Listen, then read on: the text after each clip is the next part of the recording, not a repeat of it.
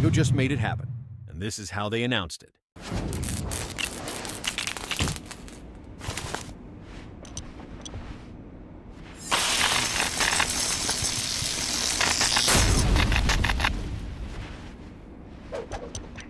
So what's up, LEGO fans? It's Legonomus, and in this video I'm going to tell you everything that's happening with LEGO and Pokemon. If LEGO has indeed secured the rights to Pokemon, the big question is, what kind of sets will we see? There are many possibilities, but the most logical scenario is that they will follow one of the three formulas LEGO has already used with other popular franchises. First, we could see a line of brickheads, similar to what they've done with Mario, Star Wars, and Harry Potter.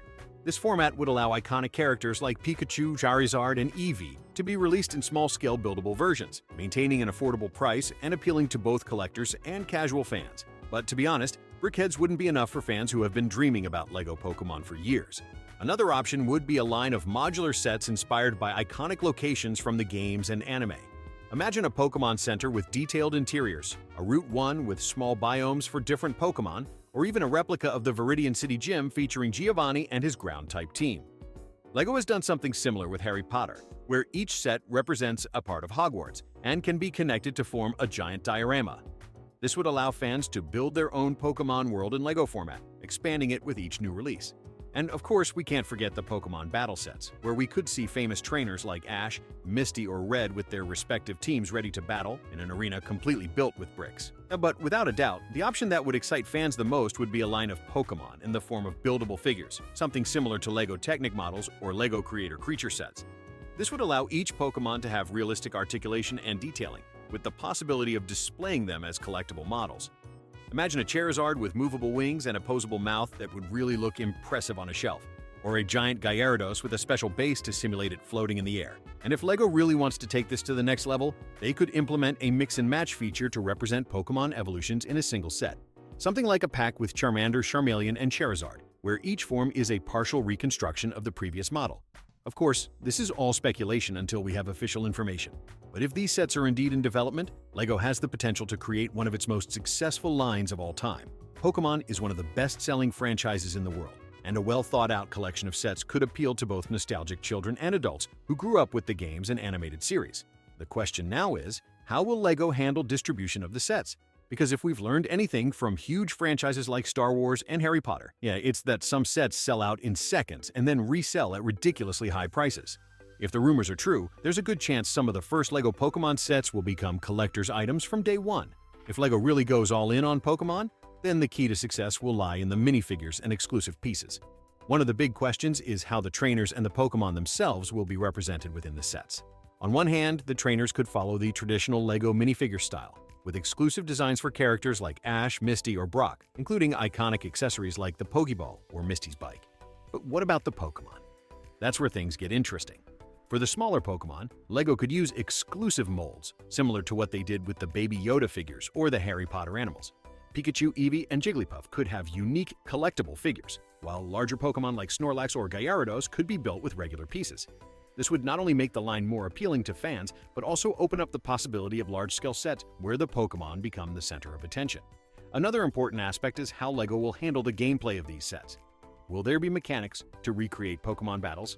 We could see sets with special bases to place Pokemon and make them spin or move, something similar to Beyblade or Ninjago sets.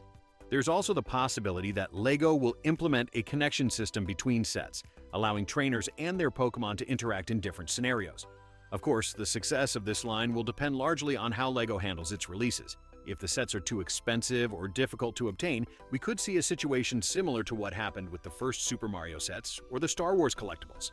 But if LEGO manages to find a balance between quality, price, and availability, this could be one of the most epic collaborations in its history. On a side note, if you appreciate my content, please think about subscribing to assist in reaching our goal of 100 subscribers, as it greatly benefits the channel. Another big question is what types of LEGO Pokemon sets we'll see in the future. Will they focus solely on iconic locations like Verdant Forest, the Pewter City Gym, or the Pokemon League? Or will we see more innovative sets, like a Pokeball that opens to reveal a mini diorama inside? One option that seems very likely is that LEGO will focus on modular sets, where trainers can connect different locations and build their own Pokemon world little by little. In addition, we must talk about collectible editions and premium sets. We know that LEGO typically releases more accessible sets for the general public, but also deluxe versions for collectors. A clear example of this is what they did with Star Wars, where there are full-size sets and UCS versions with an impressive level of detail. Could we see a UCS Pokemon set? Imagine a giant Charizard with over 2,000 pieces, similar to the Optimus Prime or Marvel's Hulkbuster sets. Or even a replica of Mount Silver with Lugia and Ho-Oh at the top, in the purest style of the great Ninjago constructions. Another possibility is the arrival of collectible Pokemon minifigures. LEGO has proven with its Disney, Marvel, and Looney Tunes minifigure series that collectors love these little surprises. It would be amazing to see surprise packs with trainer and Pokemon minifigures, each with its own special accessory. This would not only make the collection more exciting, but would also open the door to exclusive figures that are difficult to find in regular sets. Finally, we have to talk about what this crossover means for the future of LEGO. Pokemon is one of the biggest franchises in the world, and its arrival in the LEGO universe marks a turning point. If the line is successful, we could see even more ambitious collaborations in the future. Perhaps LEGO will be encouraged to release sets from other Nintendo franchises like Zelda or even Metroid. What is clear is that the LEGO Pokemon universe is just beginning, and the possibilities are practically endless. In short, LEGO Pokemon is a reality, and everything points to it being a resounding success. With sets inspired by iconic regions, possible collectible editions, and the chance to see exclusive figures, this crossover has the potential to become one of LEGO's biggest lines in years. Now the big question is, will it live up to fans' expectations or fall short? Only time will tell, but one thing is certain. If LEGO plays its cards right, we're witnessing a new era for Pokemon collectors and trainers.